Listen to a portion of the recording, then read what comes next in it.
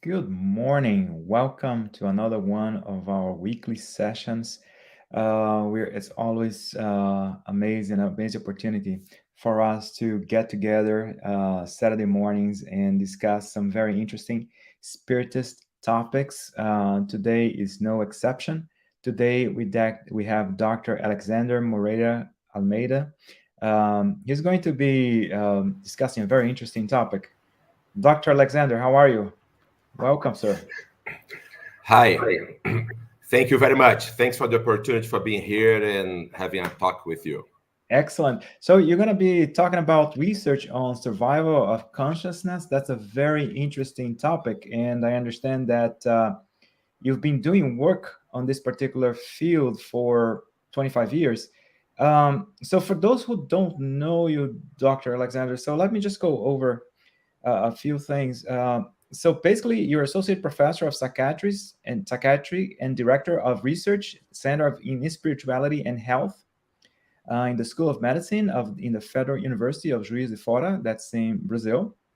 You're the chair of the section on spirituality of the Latin American Psychiatric Association. You are the former chair of the sections on religion, spirituality, and psychiatry of the World Psychiatric Association and the Brazilian Psychiatric Association. You have worked in the scientific investigation of spiritual experiences for more than 25 years and authoring more than 160 papers published in peer-reviewed journals and chapters that received more than 700 citations. More than 400 presentations at academic meetings in 12 countries. Your primary emphasis is in the last decade has been investigation of the evidence of consciousness activity beyond the brain, especially for evidence for survival of human consciousness after death. So you're also the editor of books exploring frontiers of the mind-brain relationship and spirituality and mental health across cultures. Dr. Moreira-Almeida, thank you for taking time off your such a busy schedule and be with us today and discuss this very interesting topic. Thank you very much. It's a very good opportunity to be here. I'm very pleased in discuss with you and all our colleagues about this. And specifically, the work that I will present today is based on a book that I've written with two other colleagues, Humberto Coelho and Mariana Costa. This is a book that we published in the mid of this year, in the mid of 2022. At Springer, the publisher Springer, it will be The Science of Afterlife. So, Fantastic. Thank you for also mentioning your book. I mean, looking forward to knowing more about it. yeah, this presentation here, it's kind of a summary of the book. So actually, this is the first time that I will present the summary of the book. So Exciting. I'm very happy in doing this. Without further ado, please, you have the floor. Please go ahead and present your work to us. Okay, thank you very much. So what we'll discuss here is about scientific evidence for the survival of human consciousness after death. As I said previously, this is a book that is impressed at Springer, the publisher Springer, and the title it will be The Science of Life After Death. It will be released in the mid of 2022. So this is a work written by me, Alexander Moreira-Almeida, and a colleague here from Federal University of Juiz de Fora, who is also associate professor of philosophy and co-director of our research center in spirituality and science, and also a psychiatrist, Mariana Costa. So this is a collaborative work, and so I present here the summary of our studies. So basically, we will start providing about the importance of the idea of survival for humanity, philosophy, religion, and even to science. And also we will discuss some of the main arguments against the possibility of survival of consciousness. We will use the word consciousness in similar to mind, consciousness, spirit, soul, the meaning of the thinking being, the I. That's the idea. The idea is Does the thinking being, the I, survive after death or not? So then we will discuss the best available evidence, and then we will weight the whole body of evidence. And finally, we will briefly assess some cultural barriers to a fair examination of the available evidence. We will hope we will have some time for questions in the end of our talk. So first, regarding the importance of the belief in afterlife or in survival after death. It's despite the secularization, the increasing secularization, the world, by large, most of the world's population believe that we survive after death. Excluding China and Russia, where that have been submitted to some governments for decades that were against religious or spiritual ideas, at least 60% of the population of the 10 most populous countries in the world believe in life after death. And also, in opposition to what many people think, higher levels of education is not a predictor of lower belief in afterlife. Actually, populational studies in France, Russia, and in Brazil have shown that higher levels of education are actually related to greater acceptance that we have a soul and or there is survival after death. So we will also, regarding most of the data that we present, we will provide some reference in the bottom of the PowerPoint presentation, like here. So for those who'd like to go deeper and see the evidence, to see the studies that were published, so we select basically mainly scientific papers that provide better or deeper analysis or better presentation of the evidence that we are talking about here. Okay, so the belief of afterlife or life after death is one of the most pervasive among cultures and religions. Actually, there is no culture basically where there is not a belief in afterlife. So it's very relevant to practical, existential, and ethical dimensions of life. There is a huge impact on worldview in the meaning of life and the nature of the universe and the human beings. What are we human beings? And there is a big impact on ethics and also in the grieving process. So also, in addition to that, as we know, basically all religions entertain the idea of some sort of afterlife, or some sort of survival.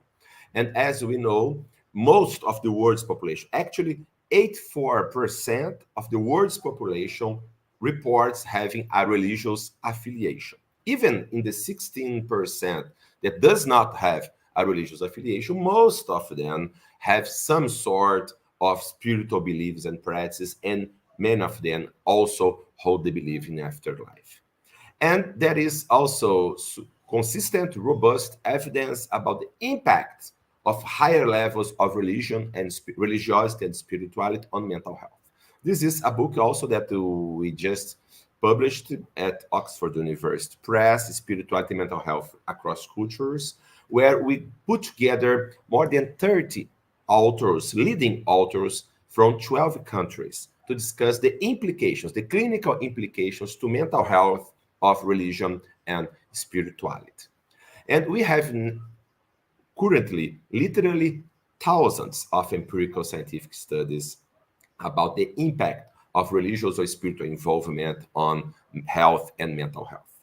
On average, higher levels of religion and spirituality are associated with lower general mortality. There is a decrease on around 30% of general mortality for all causes. There is a lower levels of depression, suicidal behavior, even suicidal deaths, lower levels of substance use and abuse, and higher levels of quality of life, well-being, and human flourishing. Of course, there are also negative impacts especially people who have negative religious coping, that emphasize very much the conflict, denying for example, the benevolence of God, or feeling punished by God, or extrinsic religiosity, or conflicts about treatment. But these negative impacts, research shows, are much less common than the positive impact on health. So, coming back to the belief in afterlife or in survival, this idea of survival of human being has been a matter of belief or speculation from religious sources and philosophical sources. But it was transformed in a scientific quest in the 19th century. However, most people are unaware of the evidence, of the scientific evidence produced by researchers over the 150 years. It involved this scientific quest for evidence of survival after death, involved some of the brightest scientific and philosophical minds of the period, including the Nobel laureates like Charles Richer, the Pierre and Marie Curie, Henri Bergson, and Lord Rayleigh. So many high-level scientists and researchers have been seriously involved in discussion and also in pursuing research, empirical research on survival after death. So the major aim of this presentation is to present and discuss the best available empirical evidence for survival of human consciousness after permanent bodily death, make a strong case for a rational, scientifically based belief in survival.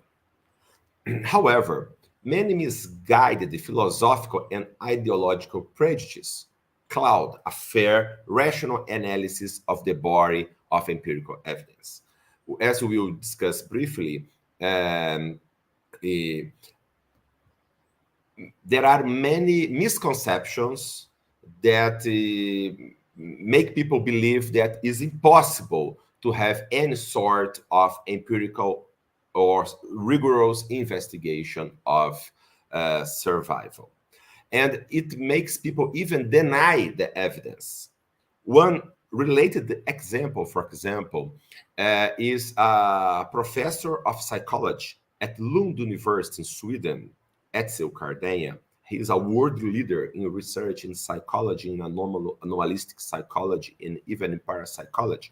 He published a review paper at one of the most important psychology journals, American Psychologists. He published a review paper a few years ago, summarizing the evidence for parapsychological phenomena, such as telepathy and precognition. So he published the review discussing dozens of high-level research that have been published in scientific journals. However, some authors reacted to Cardenha's paper, basically saying it cannot be true. We don't need even to take a look at the evidence because we know in advance that it's impossible that telepathy exists, for example. So this kind of prejudice, of dogmatism, blocks a fair analysis of empirical evidence. So our idea, will very briefly try to deconstruct some of the most common misguided philosophical, ideological, and methodological assumptions against survival. Another topic is that the idea of survival of the soul is a mainstream idea throughout the history of most religions and philosophies around human history. Okay, because all spiritual traditions believe in a sacred transcendent, that there is something beyond the material world that is transcendent to it, usually in the belief in a kind of soul or God, wherever. And this transcendent aspect of human beings survive in some sense that goes beyond the matter. So this is usually a central idea of most spiritual traditions. And also, at least in the Western philosophical tradition, since Plato to Kant, for example, all of them have discussed in some sort the idea of survival after death. Okay. Now, turning back to the main arguments against survival. The first one, very common, is that neuroscience had proved that the brain generates mind. The idea is the brain activity, the electrical and chemical brain activity generates mind, and when the brain is not working anymore, the mind does not exist anymore. And usually, three sorts of empirical evidence are provided to support this claim that the brain produces mind, and because of that, there cannot be survival of consciousness after brain's death.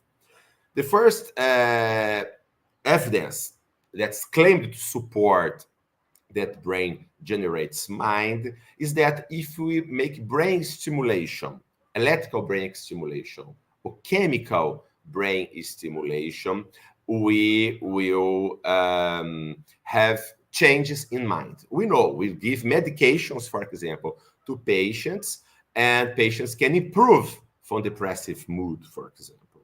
Or patients can have a brain lesion, like in Alzheimer's disease, for example, and they have impacts on their minds. So this would, some people would conclude from that the brain generates the mind.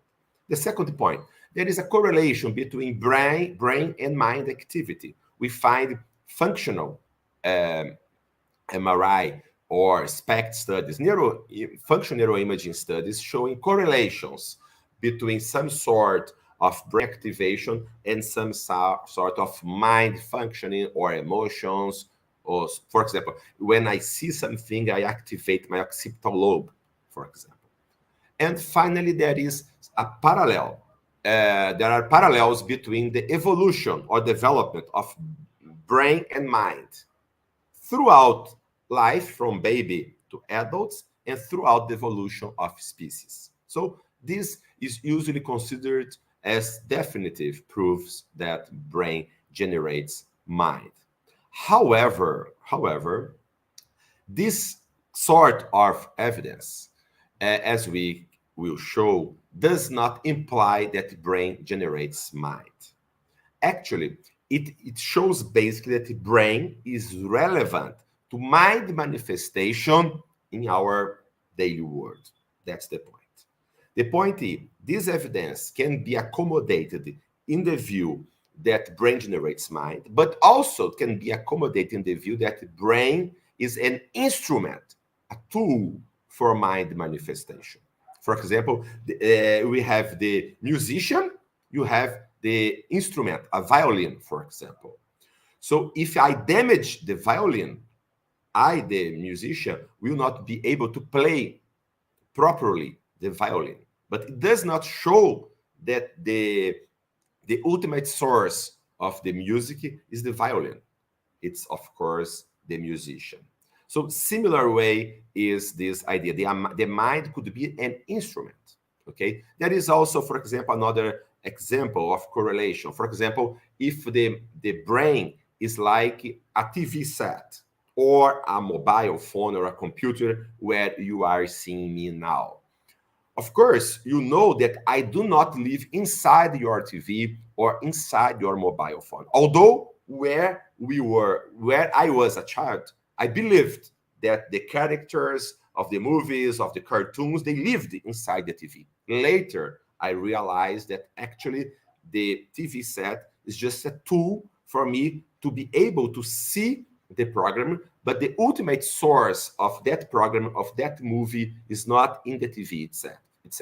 It's in the TV station, for example. The same situation regards the mind and the brain. If you understand the mind as the TV station, the brain as the TV set. And for example, comparing these three aspects of brain damage. For example, if I damage the TV set, I will not be able to watch properly my TV program. If I make electrical stimulus on the circuits of the TV, I can see images and sounds, but nothing of that proves that the TV set is the ultimate source of the images or of the program. And also, of course, I will be able to see correlates between the image that I see, the sound that I hear, and the activity of the TV circuits. But also, again, it does not prove that TV set is the ultimate source. And finally, of course, the higher the technology of my TV set, the better the quality of the sound of the image. But it's only a tool. So that's the point. These sorts of evidence, brain stimulation, brain damage, the parallels between brain activity and mind activity cannot tell us if brain is the producer of mind or is just a tool of the mind. And this has been recognized for more than a century. It's very interesting to be aware that the key founders of the modern scientific psychology and of neuroscience were aware of this evidence, of the lesions, the parallels between brain and mind. For the key founders of scientific psychology, like William Wundt in Germany, William James in US, and the founders of modern neuroscience, like Charles Sherrington or Wilbur Penfield, all of them were aware of this evidence, founded the modern scientific psychology neuroscience, but all of them were not physicalists. They did not believe that the brain generates mind. Okay, physicalist is the idea that there are only physical aspects in the universe, and even the mind is just a product of physical, the activity of physical elements. This is called physicalism. So neither of no of these founders were actually physicalists. All of them had some sort or non-materialistic perspectives of mind, and some of them were openly dualists, like Penfield and Sherrington, the founders of neuroscience. William James said the brain can be an organ for limiting and determining to a certain form a consciousness elsewhere produced. So we have discussed some in more detail this on this paper for those who'd like to go further. As I said previously, we can have the analogy of a TV set, okay? And we need to be aware of what a contemporary German philosopher, Marcus Gabriel, called neuromythology. People make a lot of mythologies using neuroscientific terms. Be aware of that. Okay? That means that actually it has not been proved by science that brain generates mind. Actually, there are many good high-level scientists and philosophers of mind that do not accept physicalist perspective. So in terms of science, if the mind-brain problem is still an open question. The second major barrier to understanding of scientific evidence of survival is the idea that science has proved physicalism.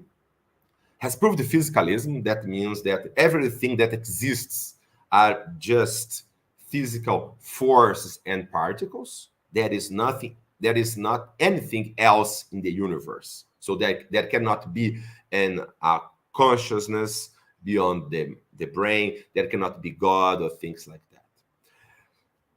The first point is that physicalism, saying that everything in the universe, claim that we know everything that exists in the universe, and we are sure that everything is composed by physical particles and physical forces.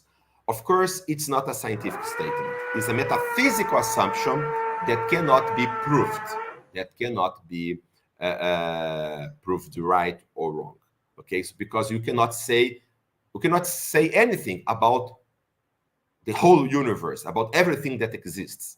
There always can be something new that we do not understand. So this is a metaphysical assumption that is not a consequence of the scientific study of nature. Actually, by large, most of the founders of the modern science, since Galileo, Kepler, Newton, so on and so forth, were not physicalists. Okay, and also, as I said previously, even the founders of modern scientific psychology and neuroscience were not physicalists.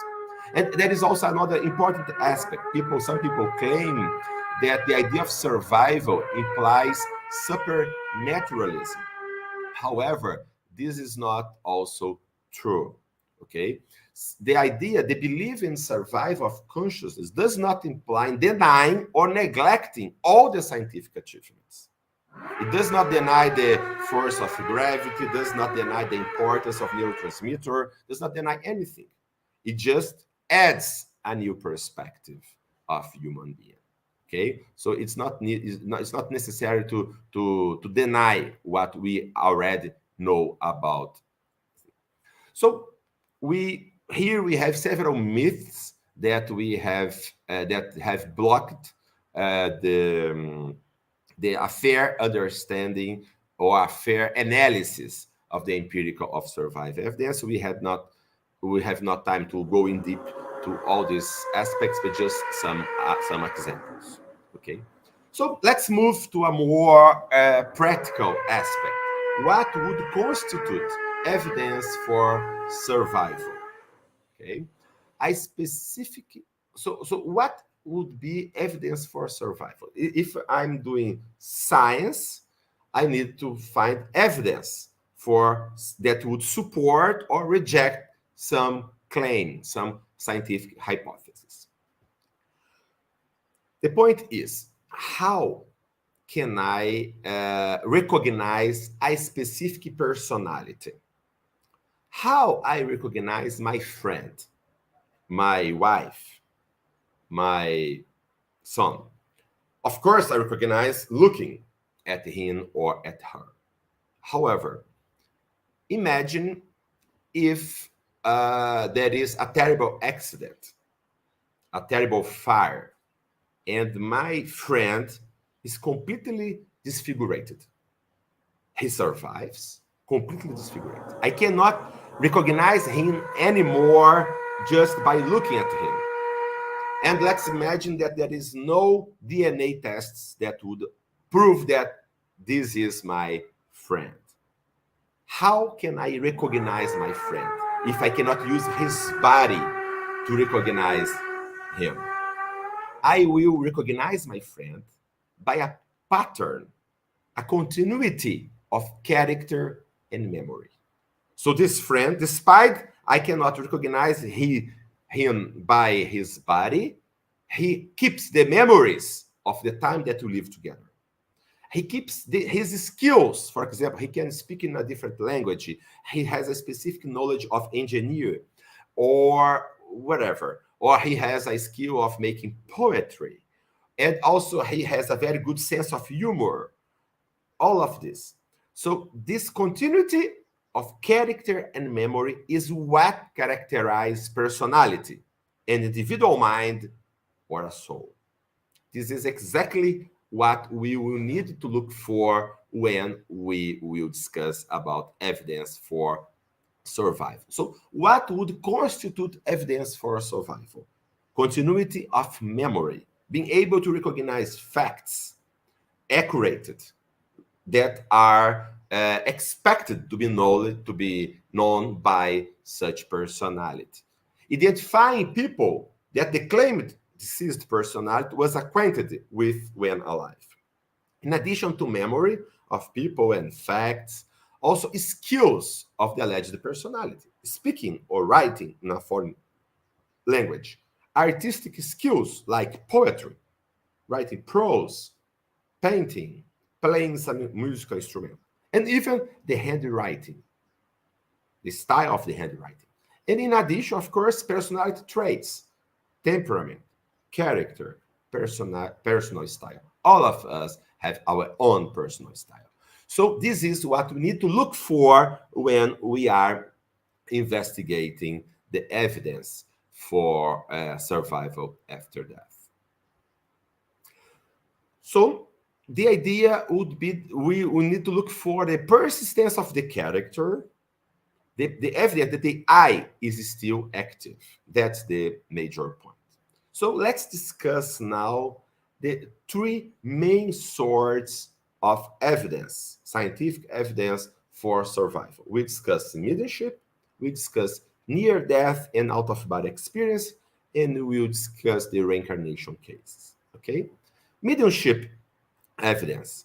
Mediums are people who claim to have the ability to perceive, to communicate with, or to be under the control of deceased persons.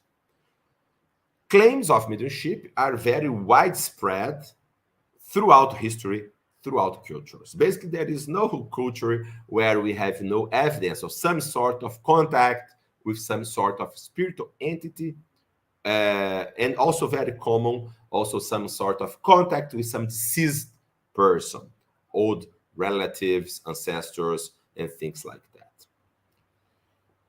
that. So I will discuss very briefly in-depth studies of two very famous and very powerful mediums who have produced high levels empirical evidence for survival.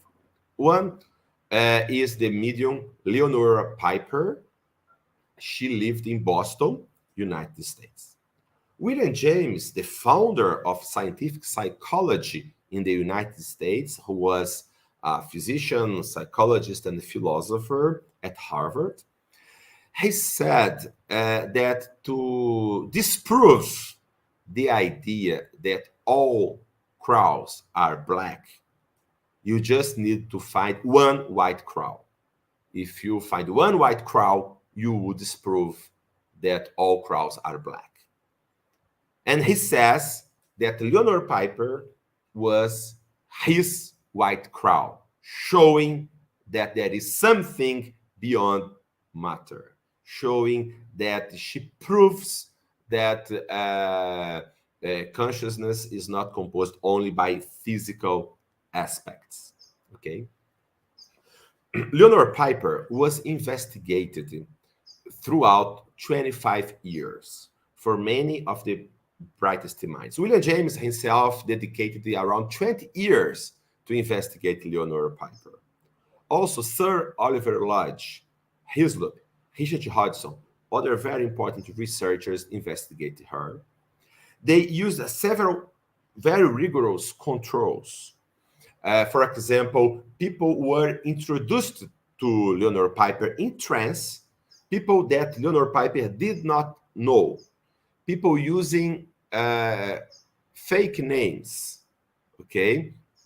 And despite that, she was able to produce consistently evidence of deceased relatives of the sitters. In addition, investigators hired detectives to see if she was able to get information during her daily lives, to get information from possible sitters. Also, she traveled with researchers to UK. She stayed in the house of the researchers. She had his luggage analyzed, and even her correspondence and all contacts that she had. And despite that, she continued to produce reliable information from deceased people.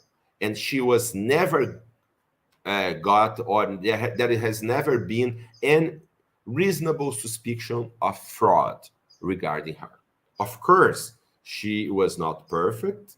She produced also wrong information, but the amount of precise, veridical, and detailed personal information were really very, very impressive.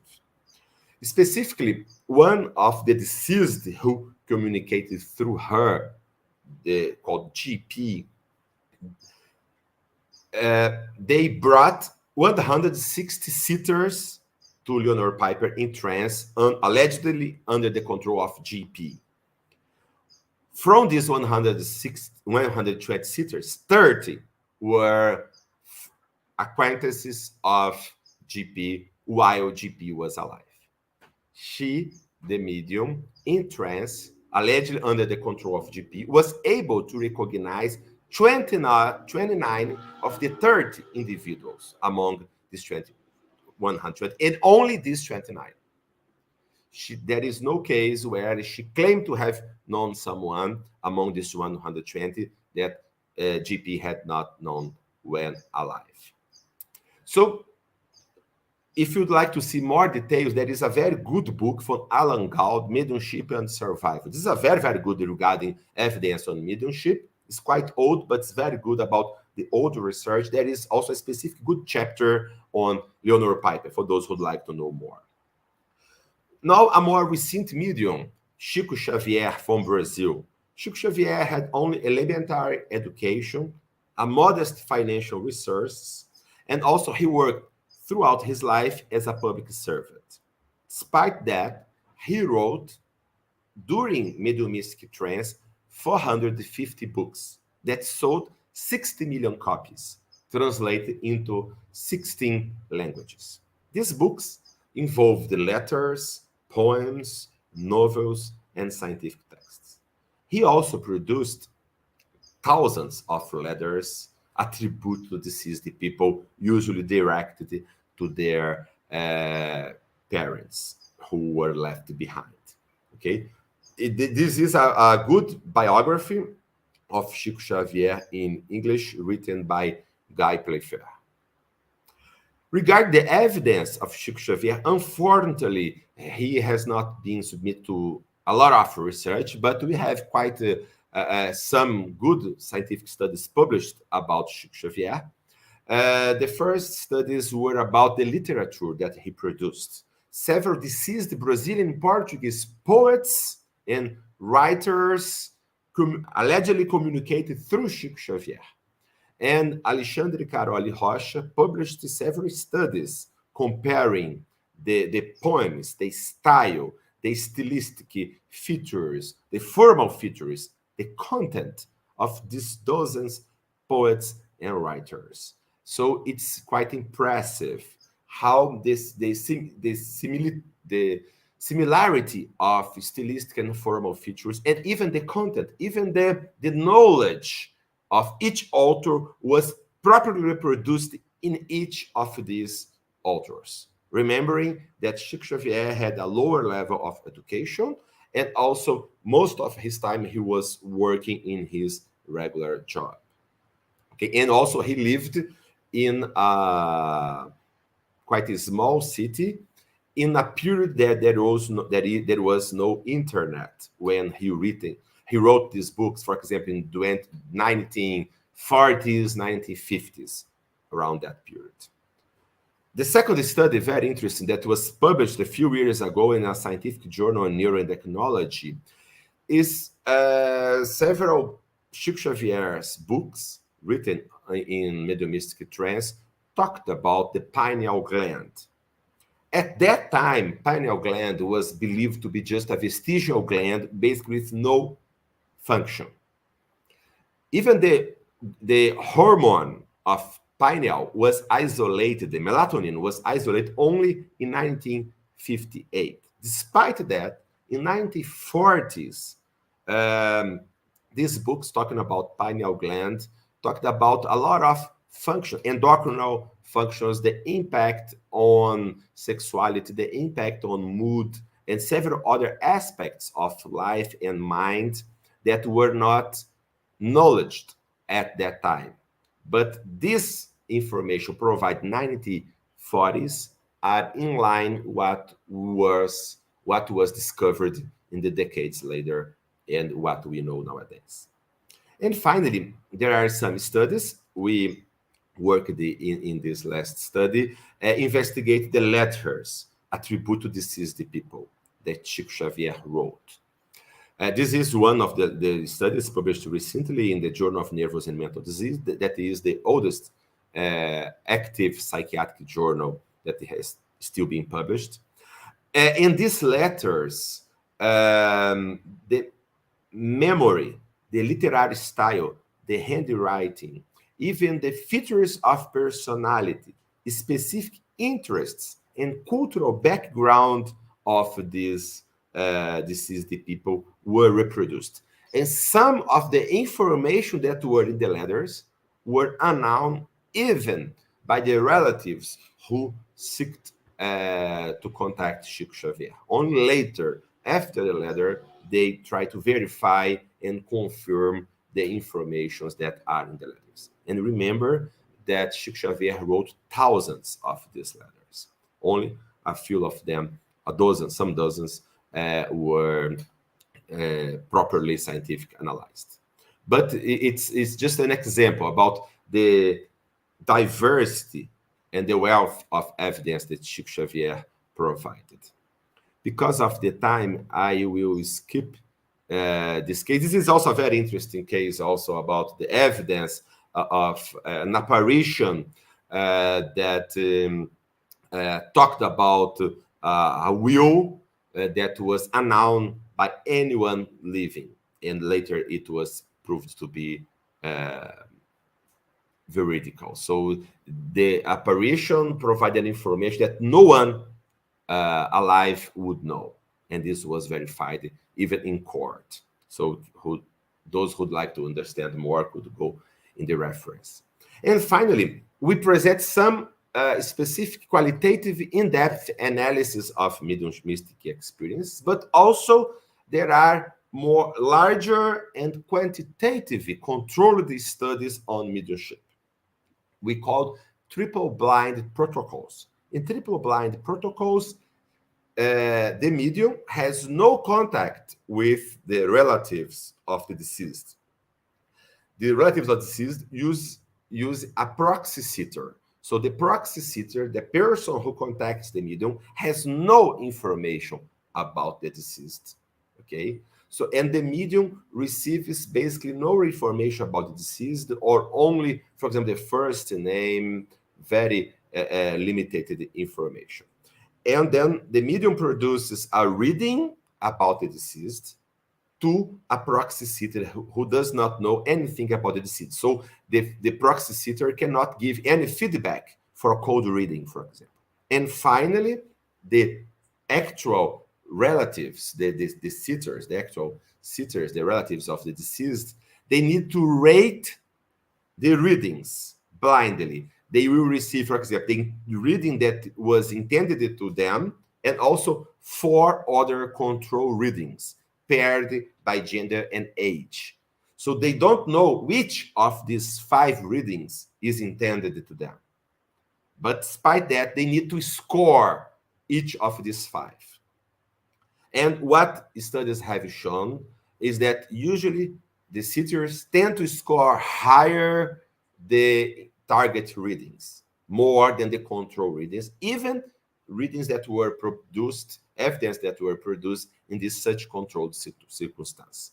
A recent paper that is a meta-analysis. Meta-analysis is a statistical strategy to put together the results from different studies with similar methodology. And so they showed that even in the controlled blind experiments, the target readings scored higher than the control readings, showing that's not just by chance, not just by the desire to believe, the will to believe of the relatives. Okay. And there are some alternative explanations to mediumship. The idea of fraud, over-endorsement of the readings because someone who lost a loved one, for example, they would will to believe in survival or even coincidence. But these controlled studies have controlled for fraud, for over-endorsement of the readings, and also for coincidence. This is the purpose of the controls in methodology and the statistical tests. So it cannot be explained away in that way. Okay. So let's move. Unfortunately, we don't have time to go in deep in each of these evidence, but we could discuss later in the question and answer period. And also you can go in the reference that we provide here in our talk. Regarding near-death and out-of-body experiences. Well, basically near-death experience when someone is a serious threat of death or more critical situations, a critical medically critical situations, even for example in cardiac arrest, they stop, the heart stops, the breath stops, and then the brain. We know that few seconds after the heart stops, the brain also stops. Based on this idea, and based on the physicalist perspectives, when the brain has not anymore an electrical activity, the mind could not exist anymore. But what happens is people who have near-death experience, they claim that they were alive and that they were conscious during these critical periods, even during cardiac arrest. So what is very interesting in this near-death experience, in addition, they also usually refer, not usually, but often they refer during near-death experience, out-of-body experience. They refer that the I was out of the body. They often claim that they can see the body from the ceiling, from a different vantage point. From the ceiling, they can see the body. They see that they are not the body. So this is a different perspective. And what's very interesting regarding near-death experiences, just some examples about the importance of this. Patients refer clear consciousness in a damaged brain. It's very different, for example, in confusional states, intensive care unit. It's very frequent to have confusional states, delirium, when the patient is completely confused, disoriented because the brain is not working properly. This is what we would expect for a non or malfunctioning brain, and not a clear conscious as people in near-death experience. In addition, when people have confusional states in severe medical situations, when they recover, usually they don't remember anything of the experience, or when they remember, they say, oh, I was completely crazy, my mind was not working well. It's completely different for near-death experience. In near-death experience, they say, no, that was real. In addition, there are some studies investigating the quality of the memories, the property of the memories of near-death experiences, compared to regular actual memories and also to imaginated memories. The near-death experience memories have more features, score more in the quality of memory, more than the real memories. NDE experiencers usually say that near-death experiences were more real than the real. In addition, these experiences have deep and lasting impacts on values and beliefs. They not only think that that was true what they had, that they had a deeper insight of life, of the universe, that they change. Even there are some studies of for 8 years follow-up showing patients who had cardiac arrest and NDE had more personal change than people who had cardiac arrest and no NDE. As I said previously, they see their physical body from a different position, different vantage point. There are striking transcultural similarities in near-death experiences. Since near-death experience reported in historical books, in anthropological studies, and even nowadays, transcultural studies. There are different in some features, but the core features are quite similar, suggesting it's not caused by expectation culture. It's interesting also because near-death experience is not explained by the previous personal belief. It's personal, if the person believed or not in survival, if the person was not religious, none of these factors predicts the occurrence of near-death experience. In addition, they were not dependent, as I said, of the religious belief, educational level, fear of death, and even the use of medication. They are not explained by hypoxia because several near-death experiences happen with no hypoxia. And even more challenging, verified veridical perceptions. A person during a near-death experience, they report things. For example, during the resuscitation procedures, the conversation of the medical staff, some features of the environment that were later verified. If the brain is not working, the person was supposed, in a physicalist perspective, to have conscious of anything, to be aware of anything, okay, of nothing. Better. So these are some other examples showing that when the brain is not working, when the brain is dead, actually is not working, the consciousness is still continuing to exist and active. Here are some findings that the Lancet is one of the most important medical journals.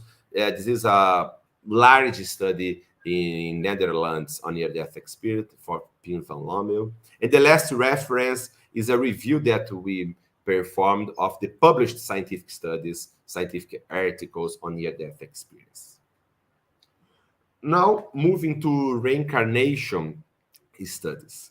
The idea of reincarnation, that we can live more than one life, and can live again in the body, is also a widespread belief, not only in the East, for example, in Hindu and Buddhist populations, but even in Europe and Americas, around 30% of population believe in reincarnation. And in the last 50 years, it has been investigated in scientific studies. There are more than 2,000 registered cases in academic departments of case of reincarnation type, the court case of reincarnation type. Basically, the most common are children.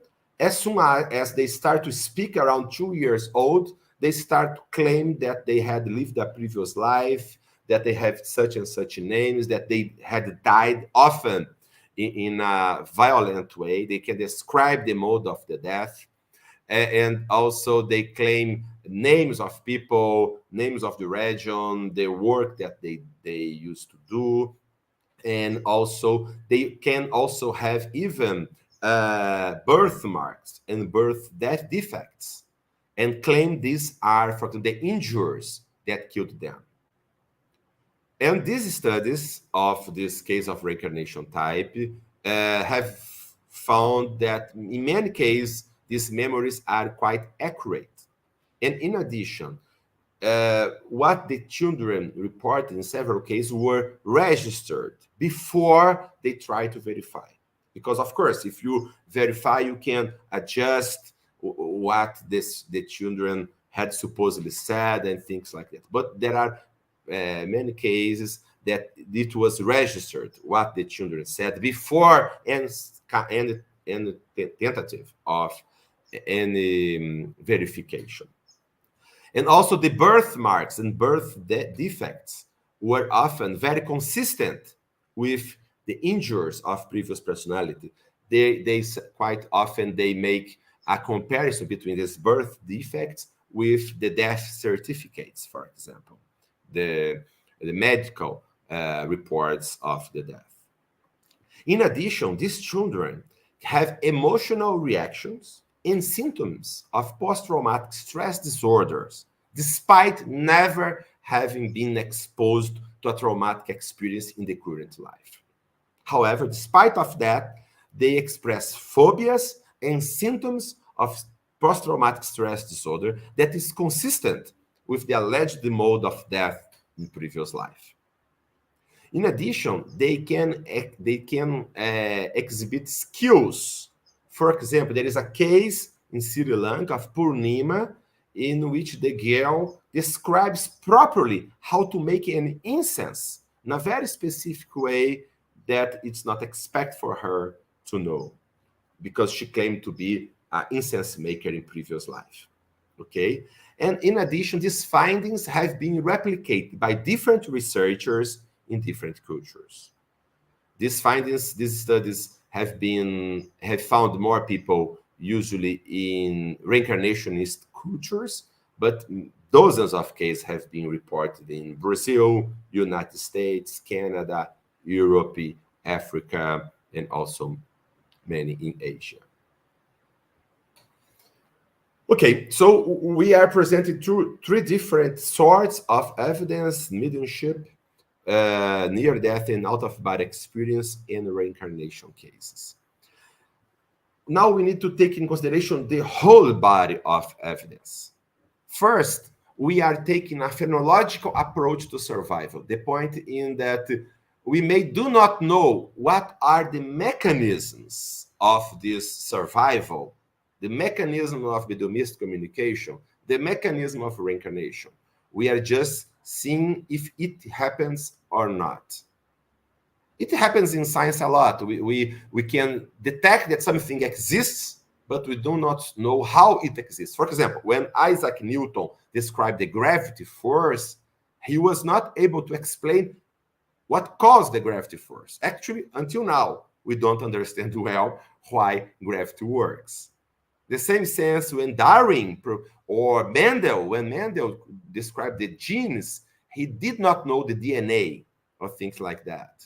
So we can know that something exists even if we do not know exactly the mechanism for it, okay?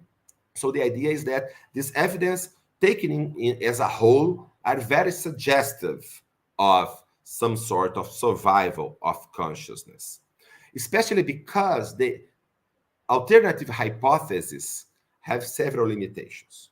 Fraud. Of course, we know that there are many cases of fraud. However, it's very hard to explain the whole body of evidence as fraud. Specifically, for example, Chico Xavier and Leonora Piper, for example, there was never found any sustainable evidence of fraud. In controlled studies on mediumship, patients in near-death experience, children around the globe claiming previous life in similar features. So the characteristics of the reincarnation case in children around the globe are very similar. So it's very hard to imagine people, even simple people around the globe, colluding to simulate the same thing. So it's very unlikely that fraudulent alone could explain everything. Second, the idea that chance, this would be just by chance, as we said previously, very precise information, very unlikely to be correct by chance. And also there are statistical analyses that exclude or make it very, very unlikely that chance could explain this. Or even the fabrications of unconscious mind. People, of course, there can be fabrications of unconscious mind in trance and things like that, imagination, dreams, okay. But what about the precision of this information, as we have shown in all these different experiences? It's interesting that the most challenging or the most consistent counter-explanation for survival is a non-physicalist hypothesis, is the living agent psi, or some kind of extrasensorial perception. The idea that the person, the children, the medium, the person with near-death experience had some sort of telepathy or clairvoyance, that they would be able to get this sort of information from the deceased, for example. But it's interesting, because even this extrasensorial perception suggests some transcendent non-physical aspects, spiritual aspects of human being. Because, of course, we cannot imagine that the neurotransmitters could be communicating between minds. So it suggests some sort of non-material aspects. But the living agent psi hypothesis or extrasensorial perception faces a lot of challenges. Okay, for example, it would need a level of telepathy or clairvoyance much higher than we have in other evidence of telepathy and clairvoyance. In addition, many of these children, for example, in near-death in reincarnation case, they do not exhibit other evidence of telepathy or clairvoyance or things like that. Okay. In addition, there are the personality itself. Because it's not what the medium captures, the medium or even the children, is not just some chunks of information, but it's a whole body of personality with traits, character, memories, desires, skills all together. So it's much easier to understand that the consciousness itself is surviving and communicating. So this is a compelling case for triangulation. A good evidence is when we triangulate. We have evidence from different sources, all of them pointing to the same conclusion. So there is a converging evidence from different researchers, from a broad variety of research groups, countries, and methods, from a wide range of phenomena. All this evidence mutually reinforce each other, pointing to the same conclusion: survival of consciousness.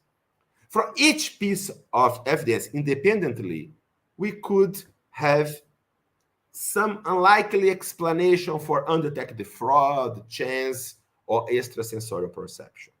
However, we would need to multiply dozens of times these concessions to these very unlikely possibilities to explain the holy body of evidence. So it would require a very huge amount of faith in these explanations to exclude the idea of survival. So here we have an example of the different sorts of evidence, different sorts of phenomena that points toward the idea of survival of hypothesis. The triangulation, all of them from different and complementary ways pointing to the same conclusion. It's very impressive, the convergent power of this evidence. So, and let's move to the end. And this conclusion, it's interesting because the conclusion that survival is the best explanation for the holy body of evidence it seems to have been reached by the most qualified scientific and philosophical minds who take pains to analyze the holy body of evidence. It's not someone who are saying things just because read something or specific sort of evidence, but people who published, who studied and published comprehensive reviews of the holy body of evidence. And you can see here authors, qualified authors from 150 years from different countries, all reaching the same conclusion, that the best explanation for the holy body of evidence is survival after death. And finally, it's so suggestive of survival that we need to understand why is not so more easily accepted, even this specific in scientific community, because most humanity believes in that. There are many cultural barriers, as I said previously, especially the materialist scientism, the idea that science implies or has proved physicalism or materialism. And sometimes there is a kind of dogmatic skepticism, like I said previously, regarding Edsel Cardenha's paper on extrasensorial perception. Or even William James, for example, William James tells a story that she invited 80 Harvard intellectuals, Harvard professors, to have a seance with him, with Leonora Piper, and the 8 refused. And some of these 8 published papers showing that is everything fraud, that's just unconscious mind activity, that does not exist actual mediumship. But actually, they never allow themselves to analyze a good case. They refused to take 2 hours to go with James to investigate Leonora Piper. So, and finally, there is this dogmatic skepticism, and also there are some sorts of religious dogmatisms also that refuse to take in consideration the evidence of survival, the evidence of reincarnation. Okay? And finally, the conclusion is that the convergence of a diversified and robust body of evidence of the persistence after death, of the memory and characters that makes up our personal identity. It comes from a wide variety of human experience, apparitions, mediumship, near-death experience, case suggestive of reincarnation that mutually reinforce each other. This belief has always been highly prevalent in all cultures and ages. Its evidence has been replicated under strictly controlled studies by many of the most competent scientists in the last 150 years. Conclusion: to reject survivalist explanation for those findings would require postulating simultaneously a sequence of very unlikely assumptions and facts. In summary, the bottom line is survival is the most simple, comprehensive, and natural explanation for the empirical data discussed here in this talk. Okay? So the idea is that probably survival of human consciousness is a fact of nature. It's something that happens, that we have evidence that exists. Okay? For those who would like to go deeper, as I said previously, in the mid of 2022, we published a book at Springer on that. But we had already another book at Springer where we discussed several of these evidence, reincarnation case, mediumistic experience, neuroimaging studies.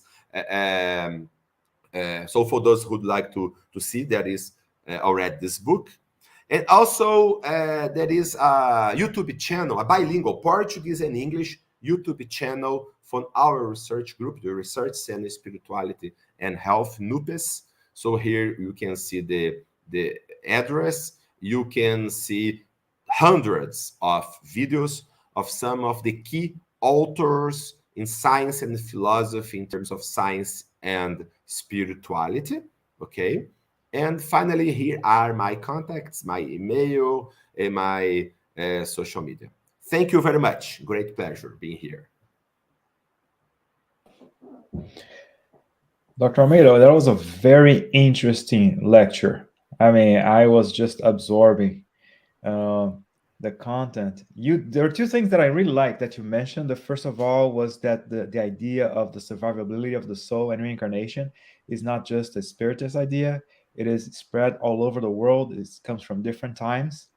And I like the analogy that you made about gravity, because we know gravity exists. We can experiment with gravity, but it's still, we still don't understand. We've never. It's been only a big 3 years ago that we finally were able to measure, right, gravity waves. It was a study that was actually Georgia Tech was involved. So I like that particular analogy. And of course, we're open now for Q&A. So let's dive right into those. And Jusara kicks off with question. Dr. Alexander, where is the missing link from science and spirituality to make this connection, since there are so much data from the past and today? Very good question, Jusara. The first point, I think it's important to keep in mind that usually we have the misguided idea that science and religion or spirituality has always been in conflict. That is not the case at all. Okay, since the ancient Greece, Plato, Aristotle, Socrates, throughout centuries, during the scientific revolution, Kepler, Galileo, Newton, all of them were interested in religious and spiritual aspects. All of them published on spiritual aspects. The idea that science and religion are necessarily in conflict became more popular in the end of 19th century and became prevalent during most of 20th century. However, nowadays, it has been surpassed, this idea. Most of the best universities in the globe, like Oxford University, Cambridge University, Harvard University, all of them have centers for study of science and religion, discussing possibilities of connection. So I could say first that the idea of a necessary conflict between science and spirituality is an exception in human history, is an exception from the 20th century. So this is the first point. The second point is that I think the major barrier to look at this evidence, as I said in some moments of my talk, are cultural barriers. Because during our training, scientific training or our intellectual training, quite often we are influenced by ideologies disguised as science. For example, we are taught first that science and religion has always been in conflict. We are taught that science has proved that religion is wrong, that there is only matter, only the physicalism is true. I think these ideas, many people believe in good faith, but most of them have not given a deep thought on that. So I think this is one of the major points. We need to help to clear the field, to remove the debris and to allow us to go further. So this is why I think it's so important to remove these previous preconceptions, misguided preconceptions, and then to allow people. So the first point is this, is to remove these historical and philosophical preconceptions, and then to present the available evidence, because also most of scientists are not aware of this robust body of evidence that exists. Thank you. Very interesting answer, sir. This is from Yasko. Hi, Dr. Moreira-Almeida. The ones that credit the brain as the source of mind, consciousness, also make claim that behavioral personality traits and memories are stored and retrieved from different brain areas, right? What are the evidence to argue against that? What the evidence shows is that certain brain areas are related to certain mind functions. We have evidence for that. But it's not so fixed like this. We have the neuroplasticity, people who have lesions in certain areas, they can use other brain areas to assume that function. So this is one point. But as I said previously, showing that a region is related to a certain function does not show that this area creates, is the ultimate source of the experience. For example, I can see here my computer screen. When I see my computer screen, I activate my occipital lobe. If I remove my occipital lobe, I cannot see anything. It does not prove that there is not a computer here in front of me. Is everything created by my occipital lobe? It's the same thing. So for example, when the person has an out-of-body experience and has the activation in certain brain areas, it does not implies that the person is not actually out of his or her body. It implies only that that area is related to that experience. Thank you. You know, it's where it manifests itself, right? Where we can manifest, where you can measure that activity. Yeah, exactly. Well, another question here from Paul Jacoby. Would the recording of near-death experiences, such as exists at University of Virginia, provide empirical evidence of survival of consciousness? Yeah. The main researcher in near-death experience is Bruce Grayson, who is a professor of University of Virginia, and he just published a book called After, discussing all this evidence and how it is suggestive of life after death. Thank you. Next one. From Ed Mora. Could you please comment on why the investigation of materialization was widespread in the 19th, 20th centuries, and why that line of research was significantly reduced? Is it related to the methodology? Yes, this is a tough question to answer. So the materialization, for those who are not aware of that, are mediums. Certain mediums had the property to produce a substance that they called ectoplasm. The term was coined by Charles Richer, who was a physician, Nobel Award person. And this ectoplasm would form a person, a hand, for example, to be a materialization of a spirit. That's the idea. The major problem first is that there were many causes of fraud in materialization. This was a major problem in it.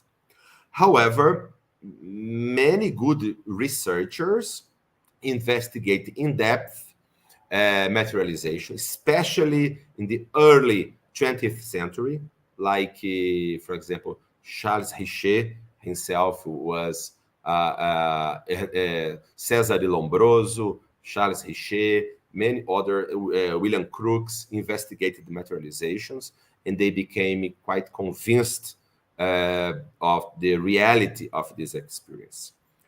But this phenomenon nowadays seems to be much more rare nowadays, so we don't have, to my knowledge, contemporary studies on materialization.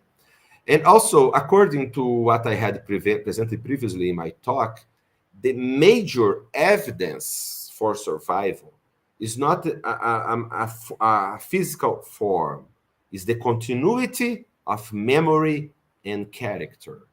This is the major aspect. Even if you have a form that's similar to a deceased person, it does not imply necessarily that that mind, that consciousness is still surviving. So the evidence provided, for example, by mental mediumship or even by reincarnation seems to be stronger than the materialization. But of course, it's another piece in the puzzle that points to the same direction. Excellent. Thank you for the explanation. From Daniel Santos, let's consider an individual with all the brain functions in perfect condition. How to explain the source of him, her madness, for example?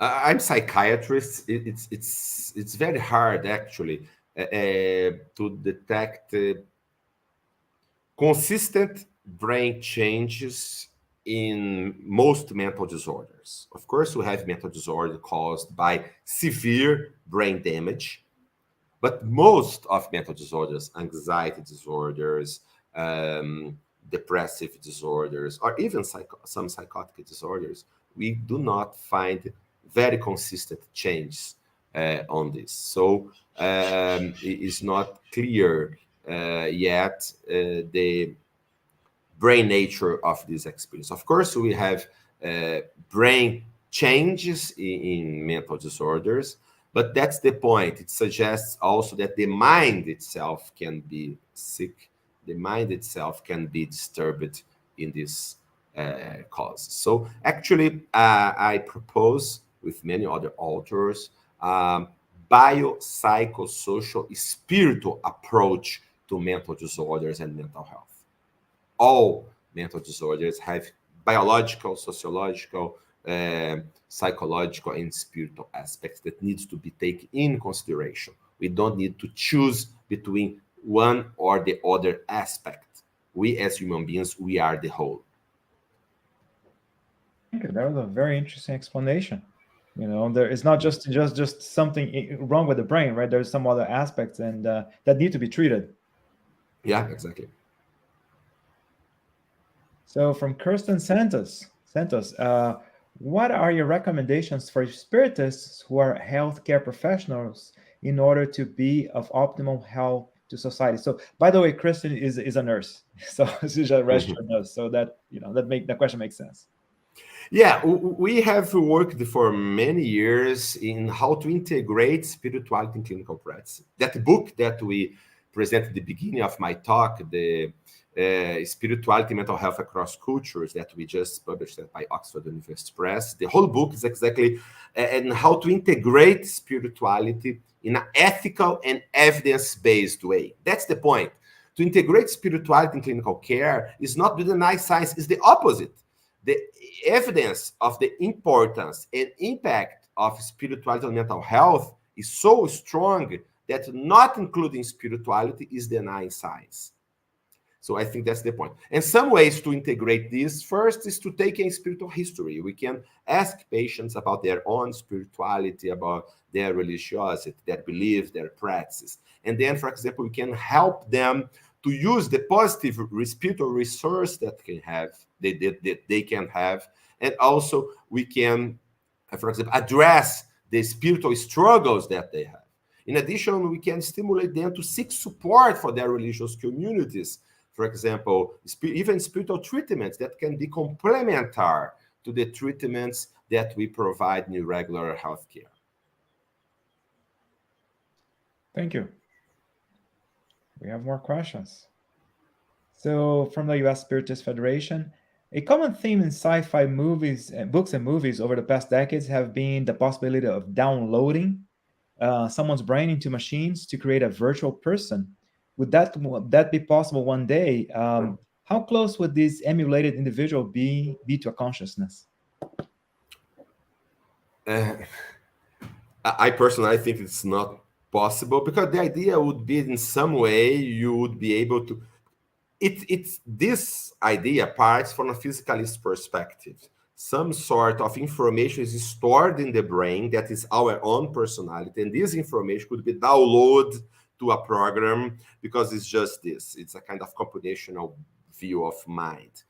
But of course, we are very far from to find such things inside the brain. For example, we don't have good evidence about the memory storage. Where is memory storage? How we storage memory? We don't know this actually. So we are very far any clear understanding of this.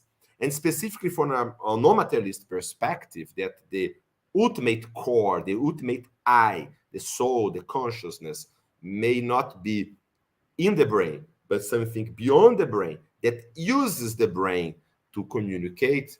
It would make it impossible to realize this sort of fiction. Thank you. Goes back to the previous answer you provided us, right? I mean, you're manifesting in some areas of the brain. It's not so much that is true the source of the phenomenon. Yeah. We have one last question for you, please. From Kirsten again. Dr. Moreira, how do you think all this information can help affect the world we live in now?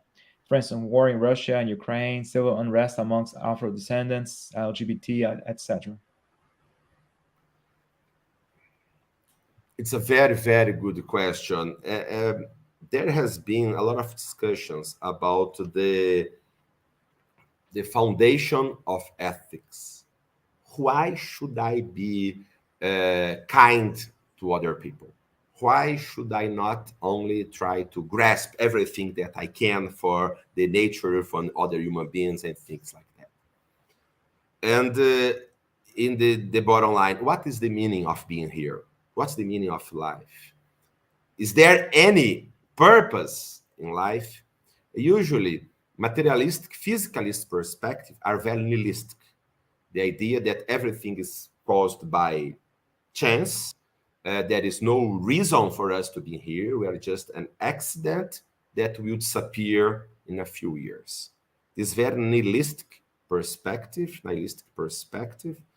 is related usually in studies showing that in lower meaning of life, in more despair, in more in focus more in hedonistic aspects of life, in just taking pleasure of things. It's more related to that.